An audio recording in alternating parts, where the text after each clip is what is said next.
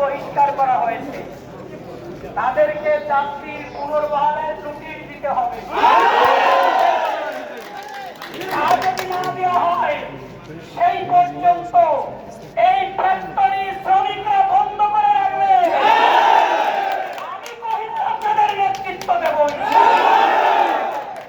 আমাদের সভাপতি বুড়িদাঙ্গার সুলাইমান আছে, বিএনপির নেতৃবৃন্দ। আমার মনে হয় এই শ্রমিকদের দাবির পক্ষে ইনশাল্লাহ সবাইকে পাবো।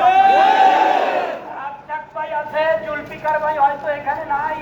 আমি সবাইকে শ্রমিকদের দাবির পক্ষে ঐক্যবদ্ধ থাকার আহ্বান করব। কেউ যেন এসি রুমের কোনো মিটিং না ঢোকে। আমি আমার কথা শেষ করছি। আপাতত আপনারা যারা বিশেষজ্ঞ শ্রমিক নেতৃত্ব আছেন, এক জায়গায় বসে আপনাদের যে বঞ্চনার কথাগুলো এবং যে দাবিগুলো আপনারা 10 থেকে 15টা দফা ঠিক করেন। এই সুযোগে আমাদের সকল দফা দাবি আদায়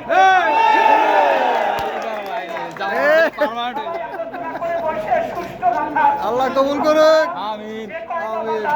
ঠিক করেন, সকলের গণস্বাক্ষর দিয়ে লিখিতভাবে আমরা সেই দফা দাবি যারা দেবেন আপনারা বাছাই করেন, আলোচনায় বসুন। সন্তান